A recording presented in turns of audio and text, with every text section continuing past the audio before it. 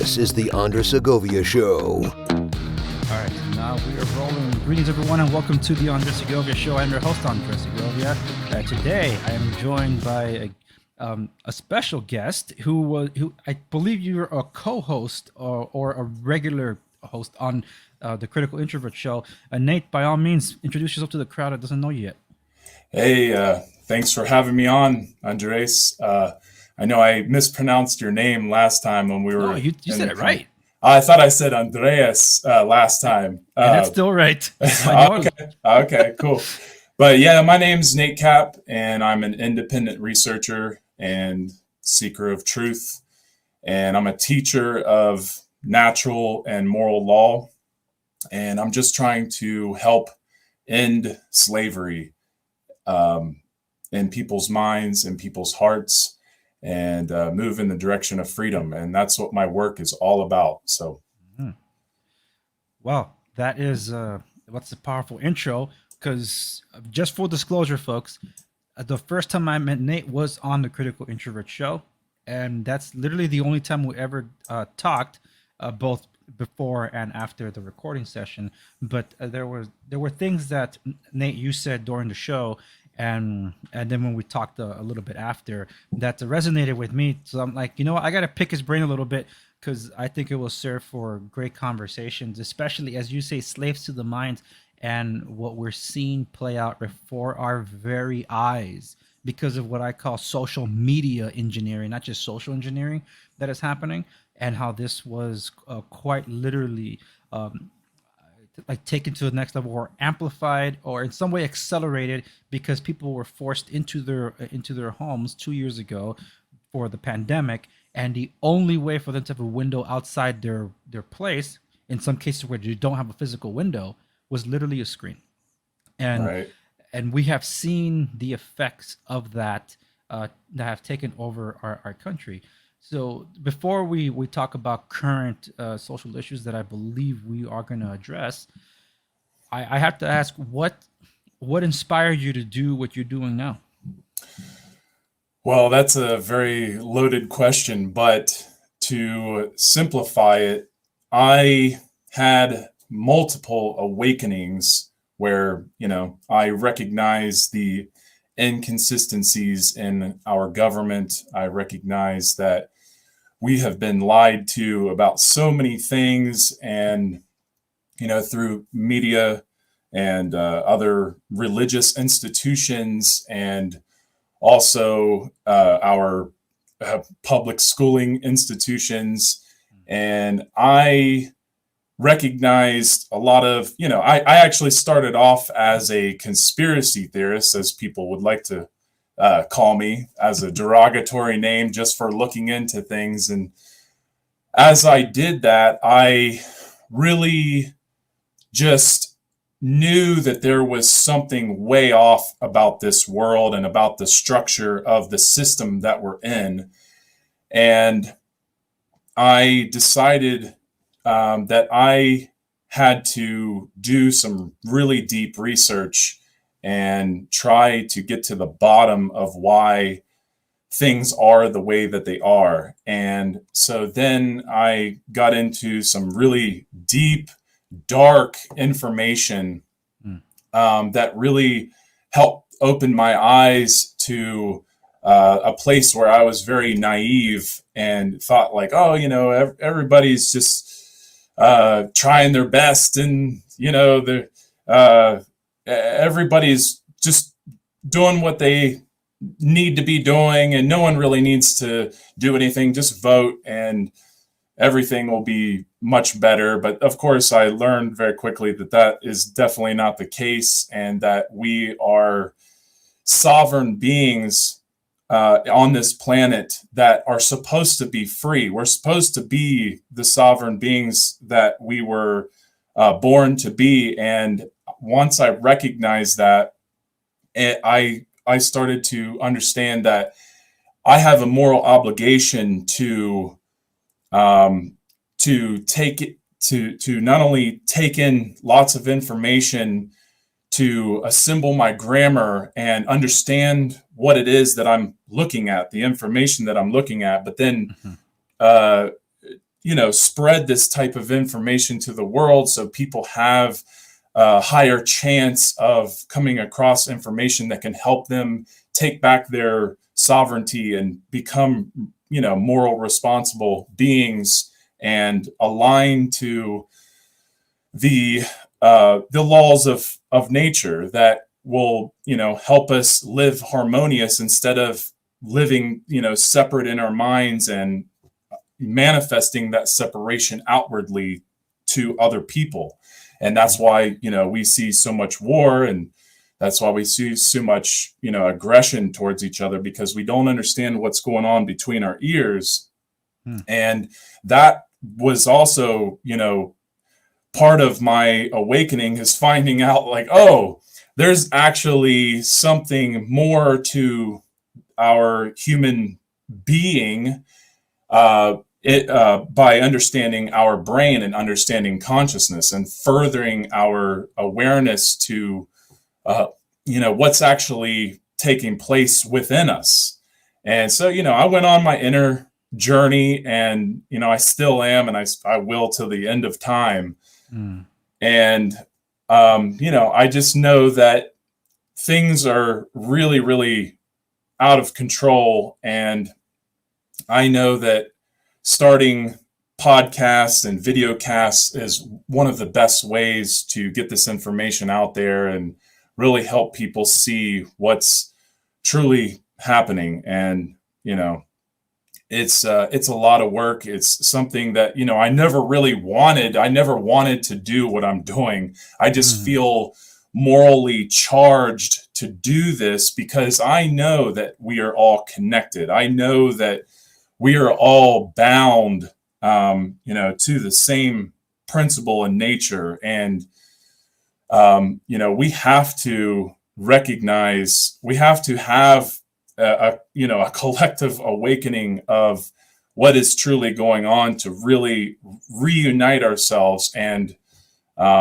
find peace and find, some kind of middle ground to where we can all, instead of just button heads and fighting, we can, we can find peace. Yeah, we can coexist. And I realized that, the more that I became peaceful inwardly, the more that my surroundings became peaceful.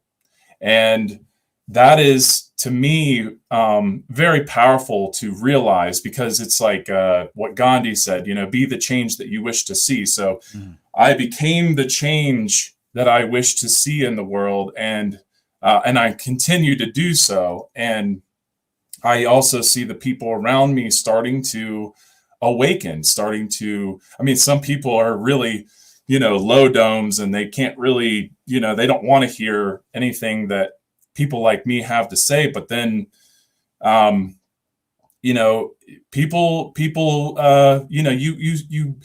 you might become isolated like I have, and people start to, it feels like people are, it feels like you're pushing people away at first, but really it's that you are just, for me, in my personal experience, it's because I just recognized that to live in right action in the world, most people are not going to align with that, and they are going to run away, and it's going to be a very tough process to get through to them. But as you become the leader that you wish, that you want to be, and lead yourself through life, then people start to gravitate towards that, and they want to be their own leader. That's the goal. The goal is to help people become their own leaders. And, I see that a little bit in my life, and I'm very thankful that I see it, because had I not, it would be a very lonely place, and I would totally be hopeless, to say the least. But it's very, very, to my awakening has just been all over the place. There's so many things I could get into that have awakened me to do what I'm doing right now. So, No, and I do respect that, because more people in the political sphere, those that are more on the conservative or even more right leaning would say that, oh, you're getting red pilled, to those that are coming over to their side, and for those that go more aggressively left, we say they've gone woke. WOKE is not the same thing as being awakened. So now it's like a whole other thing, and I don't even know if the term woke is being used properly. Some say it's not. Not my point. All I know is what the general public now means by it, and everybody's kind of like gotten to an equilibrium on the understanding of what that even means. But there's a lot. I can poke and prod a lot of what you just said. It's very loaded. I would say very philosophical in nature, and spiritual in the direction of what you're seeking, because the connection that you're talking about that binds us all is that which we cannot see, but we know as that we're connected in some way. Now, as someone, and I was very vocal about it on the Critical Introvert Show. I am a Christian, a practicing Christian, and in that, to me, that connection is God. So we are body, soul, and spirit. That's the way He made us, because He is of that nature. He's a triune God, and we're a triune person. So, in that respect, I know what it means to search for the truth, especially when I was searching for meaning myself, not because I was lost, dazed, or confused. No, I think there's a term for it now, a natalist or something like that. People that wish they were never born. And there was an article that I read several months ago. It was the weirdest thing. It was a dude in the UK suing his parents because they didn't ask him for consent to be born. I don't know how that works. All I can tell you is that he said, "I love my parents, but now I'm born." But here's the thing: his complaint for being born was that his effects were that he was a detriment to the environment because of climate change. Now, you and I only know of what we ever exchanged about ourselves in the conversations that transpired on the Critical Introvert Show. Since then, it's only been arranging this meeting to happen, right. to record this. So I don't know how aligned we are in entirely on our values system, or even on, let's just call it politics. I hate calling it politics, but politics, even principles. So we might find ourselves disagreeing, or we might find ourselves that we're not that far off. But this is a bit of a disclaimer also for the listeners, because I don't know where we're going to go with all this, but it's a discussion I like having. And it doesn't matter if I agree or disagree with a person, so long as they're willing to sit down with someone like me to have a discussion. And we're both wanting for the betterment of society and for us as humans in a direction of what solutions we can provide to one another, and hopefully find a consensus, instead of what's happening now in our political sphere, where no, you're either with me or you're against me. It's like rank and file, or you're my enemy. Like, wow, it's cult. That's called a cult. Yeah, and 20 years ago, I told my English professor, who wasn't teaching English but turned the class into quite literal political discussion, because it was pre-war Iraq, so everybody had something to say. But instead of teaching English and literature, we were busy debating the war. Like, what does it matter what we say in this classroom? We're not Congress.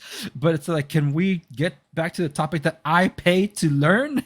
And now campuses are literally what that classroom was, a microcosm of what campuses are now. They're just indoctrination centers for leftist activism, and it's not a place where people actually discuss ideas in an open forum, as we kind of wish they would be.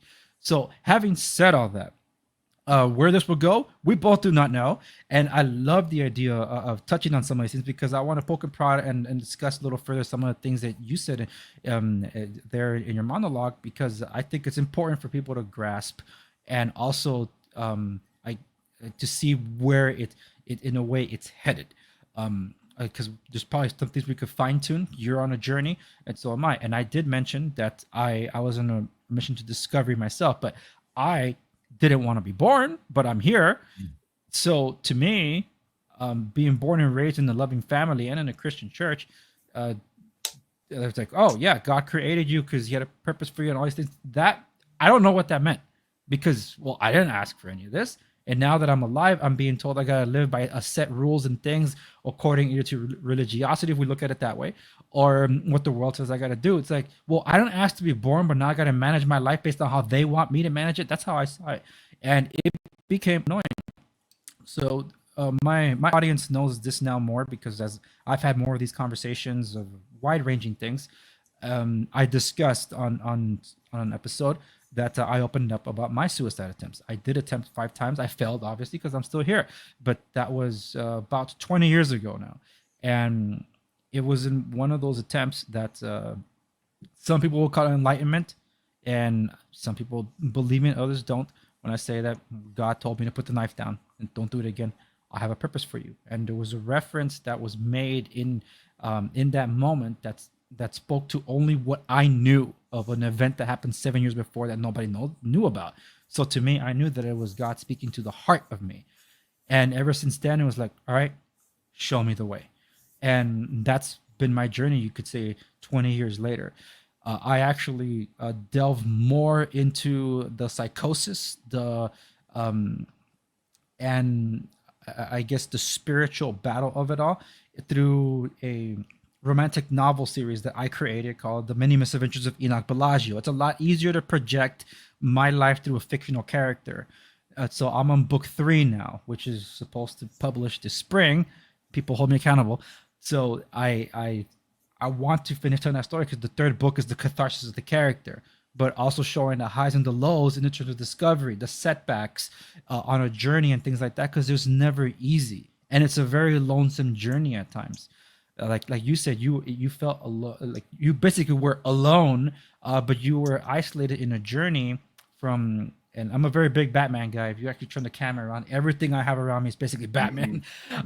But one of my favorite trailers is a teaser trailer to the first movie, Batman Begins, that nobody remembers about, and it's the monologue by Harry Ducard, the one that takes Bruce Wayne under his wing. You see Batman Begins, I'm assuming, but there's that moment where the trailer starts off, and it's in the movie too.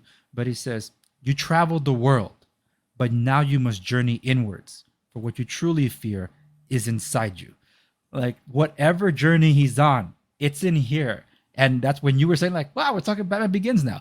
Because that's the first thing I think about. But a lot of people on a road to self-discovery think it's a location when actually it's within. Because for those that are watching, I had a back-to-back recording session. And in the first session was when we were focused on health, we spoke heavily about mindset because it's all a mind game. And lo and behold, this conversation quite literally is just that. But we are bound by these forces that I'll call spiritual, that hold us back. And sometimes we're being held back by the man in the mirror. It's us. Yep. So that's my contribution to this. So I wanna ask you, because you said to a more harmonious humanity. But you also say it's for people to become their own leaders. Don't you also see it that's a little open-ended where some people would find that their leadership clashes with the leadership ideals you might have had, where their direction of being that they could say they're already on, but clashes entirely with your worldview? Well, I just want to state that when I'm speaking about harmonious, I am talking about aligning to natural law or God's law, and that means understanding the dynamic of the human behavior and how it's governed, and that as we take a right action into the world, it is an action that does not cause harm to others, right? So that is, most people can't define what a right is, but it's that simple. It's as we go through this life in the physical realm, and we if we're trying to live harmoniously, if we're trying to live peacefully, then we have to understand that there is knowledge that we can know and understand that aligns with our moral compass, which means that once we know that a right is an action that doesn't cause harm, then that means that we can actually also feel that. Just an example would be, excuse me, if you if I ask somebody, or I'll ask you, is it a right or a wrong for a grown man to rape a little boy or girl? Well, then my response to that would be, some cultures find it acceptable. No, but I'm asking you in like right away, would you say that is wrong or that's right? Oh, and I'll say that is wrong. Obviously, yeah. So once we understand that by the science of logic, that if we are playing by the rules and we agree, okay, it's wrong that this action that this person took is wrong, then we can understand through the apophatic method that anything that is opposed or opposite of that wrong action is a right. Okay, so it becomes very simple to understand what a right is by understanding what a wrong is. And this is very important to the question that you asked, because we have to understand what a wrong is so that way we won't take part in it and we also won't support it. And that is, it's a very simple thing. So if once we understand that these actions that go against God's law or natural law are things like it can be simplified on 7 fingers. You have murder, you have rape, you have trespassing, you have coercion, you have assault, you have willfully lying, and you have stealing. Mm-hmm. Okay, so all of these 7 actions are wrong actions. They are disharmony with nature, because to do any of these actions is to take something from someone that doesn't belong to you, right? Mm-hmm. So as we understand this, it harmonizes with it should harmonize with our hearts, because our hearts are already inherently made with the information of a moral compass. So the moral compass, we know right away that, if somebody's murdering somebody, it does something to us. It shocks us. We feel it. Somebody getting raped, we feel that. Somebody stealing, it's a bad energy. So this is just something that can be understood by understanding this simple structure. So like a right is based in truth. It's correct. Like on a math test, like if you get a wrong or right answer, it's correct. If you get a wrong answer, it's wrong. So it comes down to simple mathematics. So a right is an action that is based in truth, and it doesn't cause harm to other beings. If it's a wrong action, if it causes harm and takes away someone's sexual consent, or someone's life, or someone's place of dwelling, or any of those 7 transgressions, then it's a wrongdoing. It's causing harm. It's causing disharmony. So as we learn think about there's 2 principles. That one of them is the oldest principle, which is the self-defense principle. And then there's the other principle of the non-aggression principle. And these are principles in nature that if we understand them, we'll recognize that we're already part of them. Because obviously, if someone is trying to attack you, you're going to defend yourself. If someone's attacking you verbally, you can defend yourself. So it's built into our nature. I mean, you look at every animal on this planet, just about every animal is created to defend itself against other beings. Mm-hmm. And, we're the same way, because that's, it's part of understanding our complex part of our brain is we have a survival mechanism. And then there's the non-aggression principle. And the non-aggression principle is about don't aggress upon someone else's rights. And don't do so, because it's about understanding the golden rule: do to others as you would have done to you. So, or you could look at it as like, don't do to others as you wouldn't want done to you. Mm-hmm. So it's about understanding that if we can learn this simple knowledge, because see, the thing is, people don't even, a lot of people just don't believe in that truth even exists, let alone that there's an objective difference between right and wrong. Then, if we don't understand this, it's because we're overcomplicating everything. And that's what the ego does. The ego wants to overcomplicate everything. And so it's really simple. It's very simple when we really look at it, because look at the word, for instance, natural law. Natural means inherent. It's not made or caused by man. It's built into the fabric of the cosmos. And then you look at the word law. Now, I'm talking about capital L law, because I'm talking about the one and only law, God's law, which is the law that is fixed. Okay, it can't be changed. It's not something that can be, changed by man. But see, man takes that, the lowercase law, and then turns it into his law. And then that's why we have all these arbitrary laws all over the world. Mm-hmm. And as we become more aware of this very simple thing, this law, this natural law, God's law, if you want to call it that, then we start to, because see, knowledge of natural law, knowledge of how it works, how it operates, the effects of natural law, it's very, very empowering, because what it does is it helps us take back our sovereignty.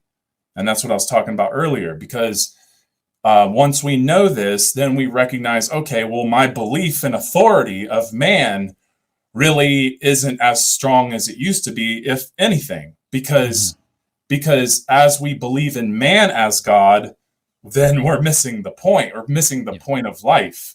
And that's why I have taken the side of truth to live in harmony to natural law the best that I can. I still can, I know this is like a hard thing for people to, wrap their head around when they hear someone say the word slavery or I'm a slave.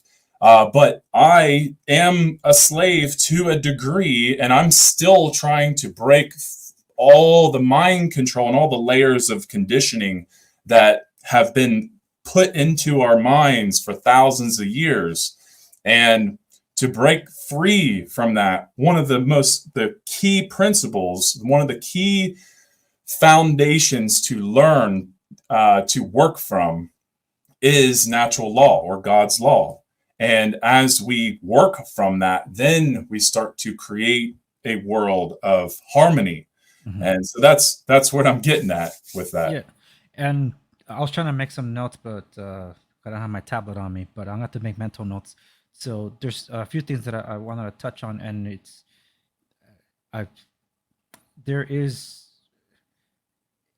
God's law or natural law. The thing is that if we say it's natural law, where it's supposed to be in nature, we have historical proof that it's not natural. It is derived from a source, and the source is what those of us of the faith, not religion, but the faith, say God's laws, which is why I appreciate you even mentioning it in that way. I feel there's a little bit of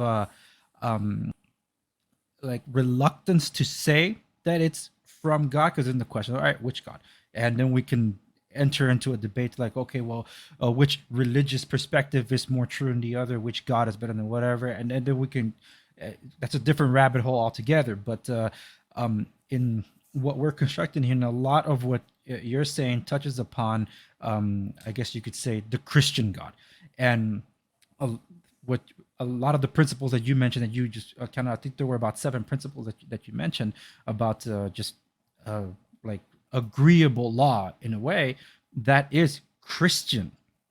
But once you step outside that world of those that have been, say, exposed to Christianity, or have heard of Christianity, or have learned about the Judeo-Christian in nature, so the Judeo-Christian principles, that doesn't exist. That's why when you ask me the question, well, yes, me, if you found me in the street and you asked me the question that you asked, I would say, yes, of course, that's wrong. But that doesn't apply to the rest of the world. So in the rest of the world, you're going to come across nuanced answers, or cultural, different cultures that don't view it as wrong. So if we look at it, say, as in terms of nature, then it's like, okay, nature, but they're being nurtured in a different way of that nature. And here in the Americas, before, there was, I guess you could say, Orthodox Christianity in a way, but it was more Catholicism than anything else. When they came here, there were tribes that were not exposed to, I guess, the Western way of thinking. And when you see people that have been, in a way, as people try to say, one in nature, cannibalism, tribalism, racism, even among themselves,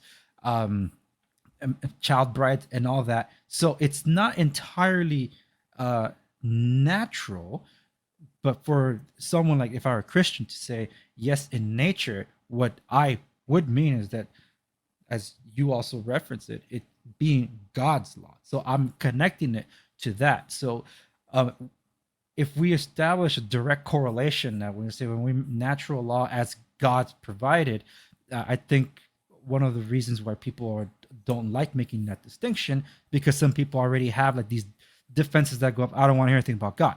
I don't want to talk about that. So then the question becomes, well, how do we get them to the truth?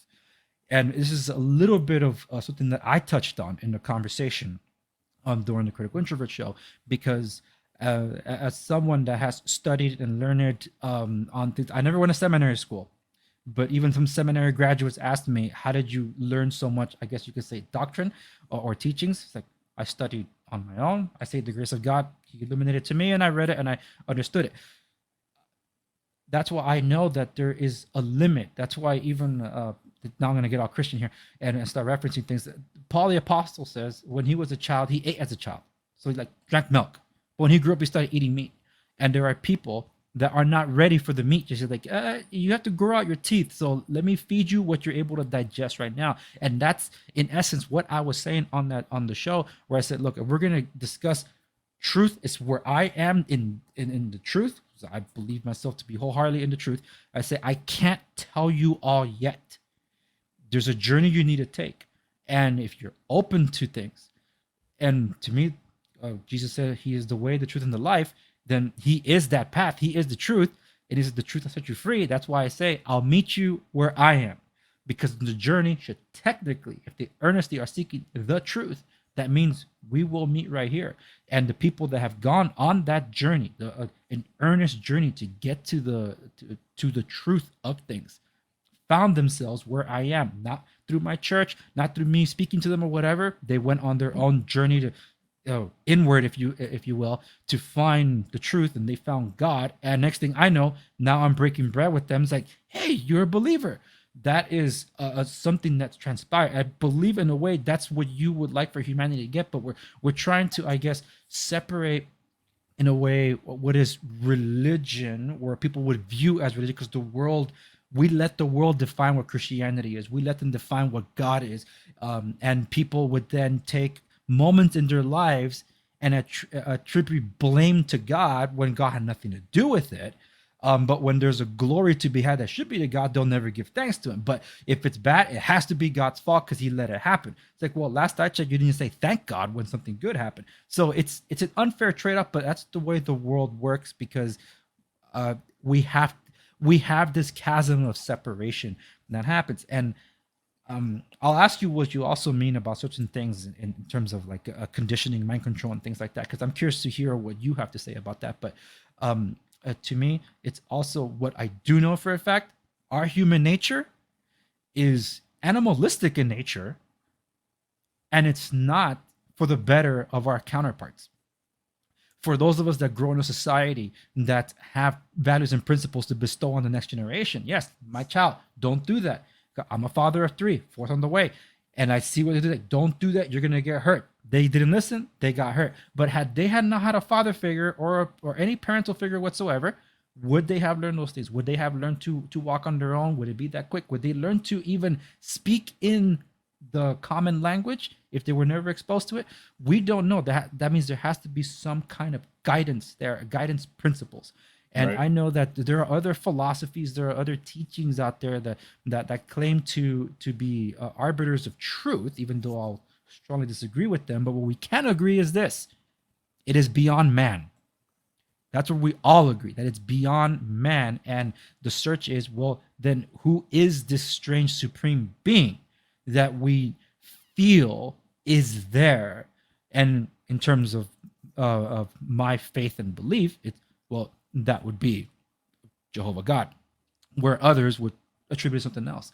But I think that's I feel that I guess for those of my listeners, I would be my moral clarity to give them, because the morality doesn't come from within. When we have generations of history of man versus man without God being at the center, and how things change, I guess you say domesticated, and that would then happen. But well, I'll let you respond to what I said. Well, yeah. Okay. So let me just be a little bit more clear, because I definitely should have been. When I speak of God or the ineffable name, then I am speaking of the intelligent fabric of the whole universe. I'm talking about the creator of all creation.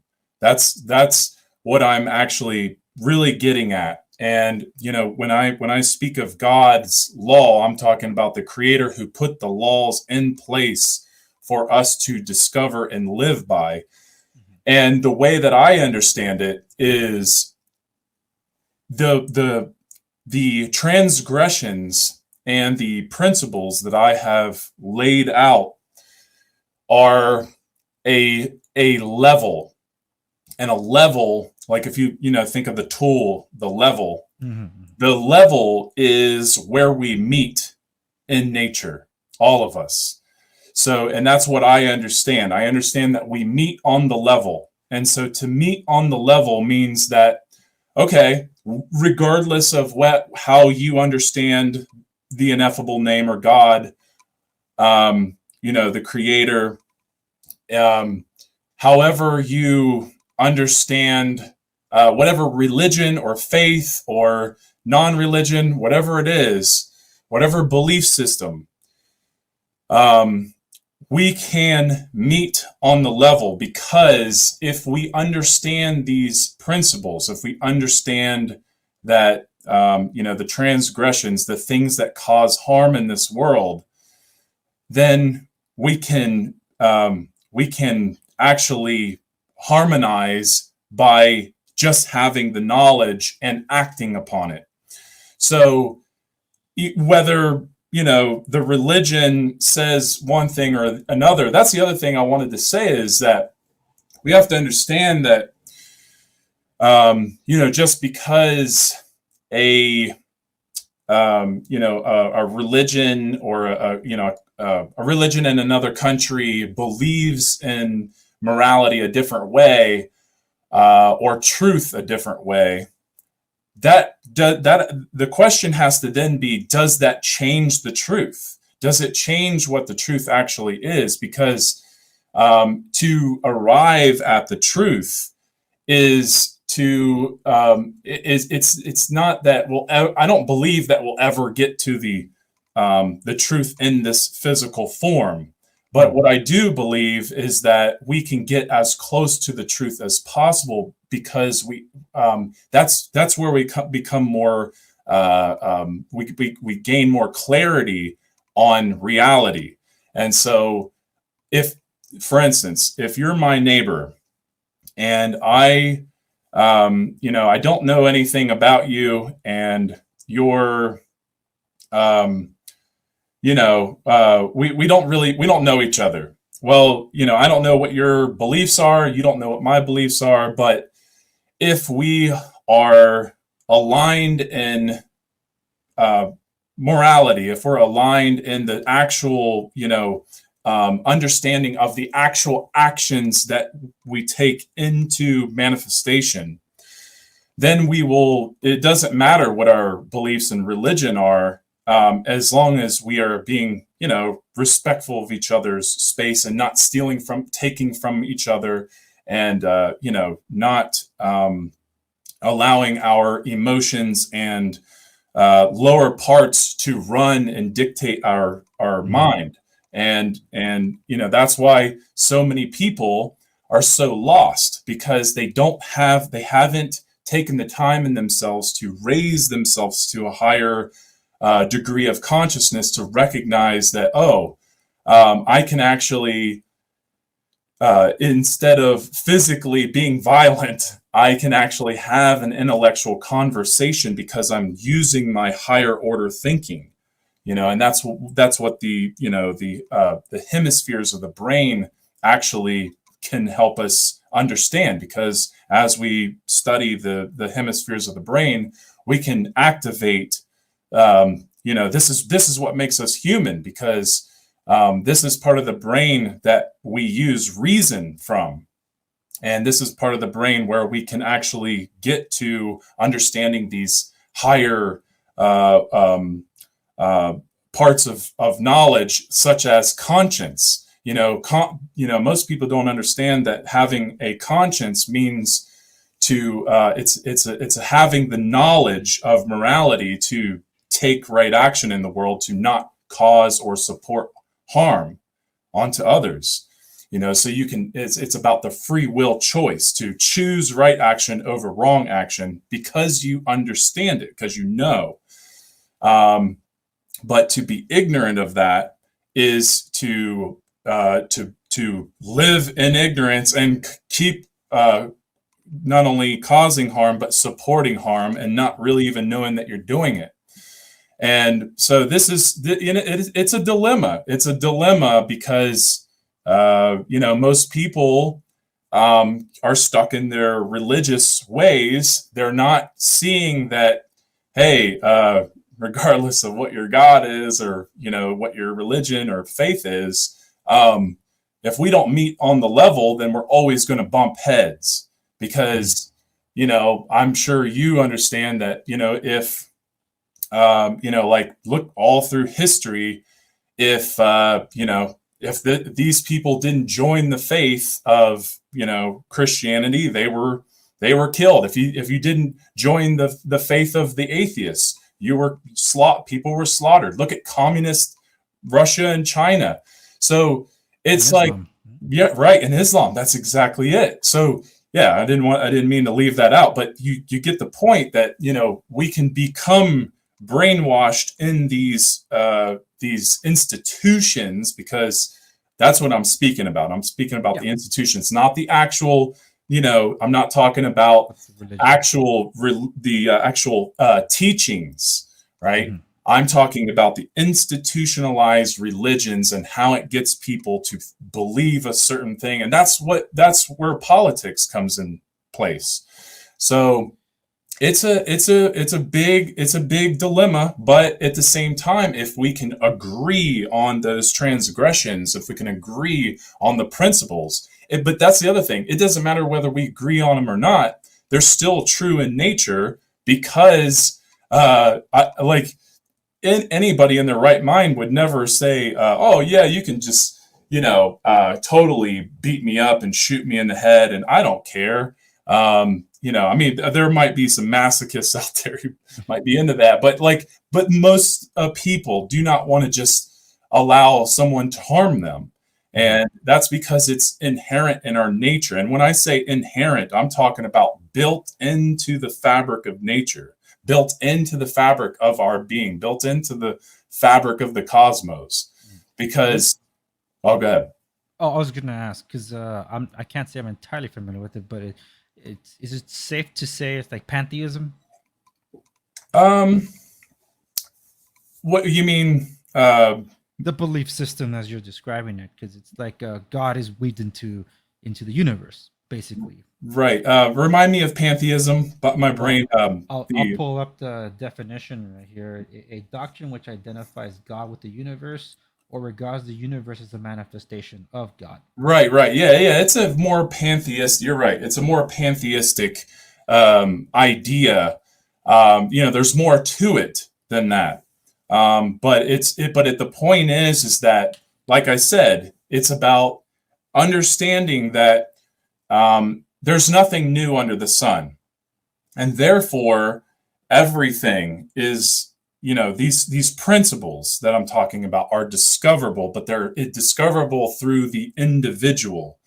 They're not, it's not granted by man. It's not something that man can say, like me telling you these things right now, me telling you, the action that causes harm, me telling you, self-defense principle and all this has nothing to do with me granting that as a right to anyone. I can't grant rights because I'm a man. Man doesn't grant rights.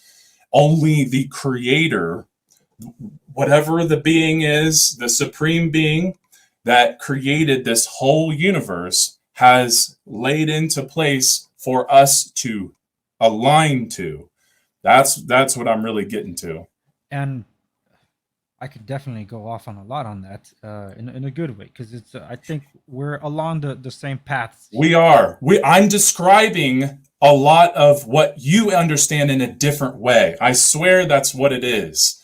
And so, yeah, because I'm trying to describe it the way that I have arrived at it, and you are describing it in the way that you understand it. So that's what causes like a little bit of friction. It's not friction, I would say. Not bad friction, but just like friction in the mind, like, oh wow, okay, this, I don't know if I agree with this, but I could argue this. You know what I mean? The understanding you're reaching is a place where I find myself in, and it feels like, well, he's heading in this direction, which is why I'm not saying, hey, accept Christ as your personal savior. Nope, I'm not doing any of that. It's like that's a choice you make willingly. And if this is where you find the answer, there's a lot of stuff that you say is like, well, all that sounds biblical to me. Then hey, I'll find you here. But it really is. I like that. I like that. I'll find you here. That's so cool, man. I love that. Yeah, because it's what you're looking for too. And I'm like, yes, I totally want that for humanity as well. But I also know that not everyone will, because we have seen the behavior of some people. I think I want nothing to do with it. They want to keep doing what they're going to do and not get out of the comfort zone. But for everyone else, it's like, because I understand what it means to be coerced into a decision that I didn't want to make. And it's like, Ed, you don't appreciate it. And when I graduated from high school, I hated school. So I didn't go to college, at least not immediately. And my family, who I'm first generation American, my mom didn't know what high school even was because she didn't get a chance to set foot in it. And my father couldn't even finish it, because they each in through their own paths fled to the United States as political refugees because of what was transpiring with first there was the war with Honduras and El Salvador after the infamous qualifying soccer match for the the World Cup, and it ended up a massacre of Salvadorians at the stadium. Wow. And then after that, it was the bloody civil war of communism setting afoot in El Salvador, and that's how my parents ended up over here. They didn't know each other, but they met in Los Angeles and they got married, and lo and behold, here I am. But with oh man, I was losing my my train of thought there. Dude, I had a good train of thought. You were talking about El Salvador having the bloody. Well, yeah, they had a bloody civil war and made themselves their ways over here. But I think I was trying to correlate to I guess how I came to be and be coerced into something that I didn't appreciate. Right. I guess that was college. So they didn't get to ever even see a diploma. So they were, let down when I chose not to go to college. They were paying for it or whatever. It's like, I'm not going to go. I didn't want to be in school. So why would I voluntarily go back to school and have to pay for it? No. 1 year later, I did. But I did it out of my own accord. And when I graduated from Cal State Fullerton here in California, business degree. At my graduation speech, I did this whole thing out of a business. All right, God, I'm going to do this, but I'm not doing it for myself. That's also a Christian attitude. It's not about me. It's about someone else. So when I at my graduation speech before people, I told them here, this diploma says Andres Alfonso Segovia, but to me, it'll always read Jose Alfonso y María Vergara Segovia. It's not for me. It's for them. I did it for them. And if I go for my master's, which that window has closed, that'll be for me. What became for me is my show. The Andres Segovia show is what I did for me. It's like, yeah, because that's what I wanted to do for schooling. And instead, it wasn't automotive engineering. It wasn't film, radio, or television. It turned out to be the business world that I so despise, but I'm so good at. Like, I know how to do it, but I don't have fun doing it. But a weight of relief has been the Andres Segovia show. But that is all to say. That's why I don't push or force anybody. In fact, as I was a circuit preacher, so it's not like you're just talking to like just some other Christian church member. No, I'm actively involved in ministry, going to different churches and being invited to speak, even small groups and things like that. I've been invited, but I haven't gone yet to a juvenile hall out of state. And like if I'm in the area, I would love to speak there. You know, so this is the kind of person that you're conversing with, and yet only one person have I ever done what is called the altar call. Would you accept Christ as your personal savior? And that was to my own daughter. And that wasn't something that just came like because I'm going to ask her now. No, I saw some things that she was doing, a journey, self-discovery, things that she was saying on her own. And then she asked my wife. She said she wanted to get baptized. And then she told me. So then I'm like, oh, I could have just ruled it out. I was like, you're young. What do you know? No, I tested her. I had a family dinner setting, and just off guard, I asked her. It's like, hey, Mija, you brought this up. What made you bring that up? And I just started questioning her line of thinking. And at the very end, we had quite a lengthy conversation. 9-year-old, man. She was 8 at the time, actually. She's 9 now. And after she made this, she was thinking at a way higher level. I told my wife, like, honey, she is smarter than her peers. She's very mature. She loves reading. She's buried in books. She enjoys books as much as TV, or even more so.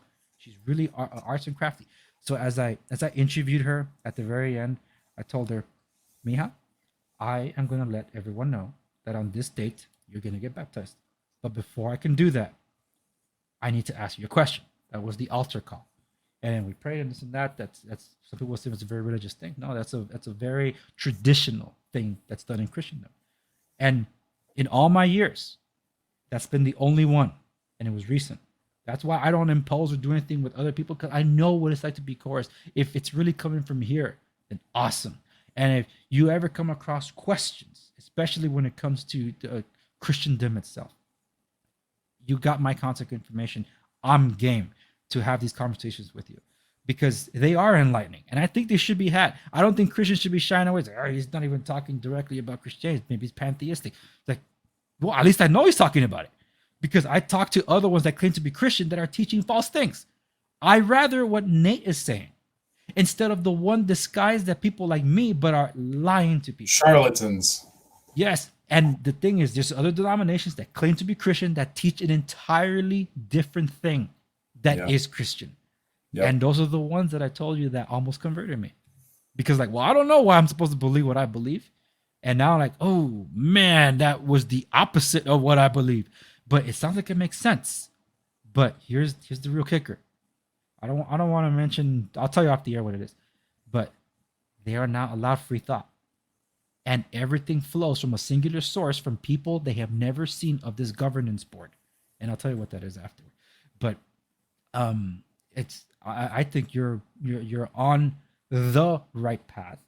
And that's why I say you're welcome to contact me to continue discussions. We've gone for an hour 14. We didn't even touch on societal issues. And that's okay, because this is important. And I think it's people that are watching or listening can find this important. And I think just to make sure we have to wrap up here, you're going to be launching your own show with respects to this, I think, right? Well, actually, I have already launched it. And so, and not too many people know about it, because I really haven't I wouldn't say that I'm the best at advertising myself, but maybe as I get more episodes, I'll try to reach more people with the information. But if you are looking to understand or look into the ways in which we can learn to think and learn how to learn and communicate better. That's something that I'm actually teaching right now in the beginning shows. I also get into the philosophy of science, and I get into consciousness and mind control. And I'm actually trying to help people understand the power of understanding symbolism. There's so much that I cover. But my show is called Outcasting, and the subtitle is Bits of Science Towards Freedom, because that's what I'm about. I'm trying to lay out little, bits of information that I've come to know and understand very deeply, and know that these little parts are digestible for a lot of people. And then I have my own podcast called Cubby Whole, which I do with my family, actually, Brandon and Douglas Martin. And they helped me with this podcast because during the whole scamdemic thing, I felt the need to start something to really get this information out. And so I was really, it was a rush effort, but it was more of like, okay, I know that these people think alike like me, so I'm going to have them on, and we're going to really ramp this information up and really push it out there for people. So I got up to 53 episodes so far, and I talk about just about anything you can think of, especially with understanding, what's going on between our two ears. Yeah. And Outcasting is just me kind of going out by myself and hopefully fishing people in to get them interested in these bigger concepts. And, I'm very transparent about that because I'm doing everything I can to reach people. But like you said, I'm not trying to force anything on anybody. I'm just putting out information the best that I can, and in hopes that it inspires people to want to better themselves and become more aware of what's actually taking place in the world. And so, I'm also on Telegram, so under Outcasting with Nate Cap, and I just get on there and blog and post my weekly videos.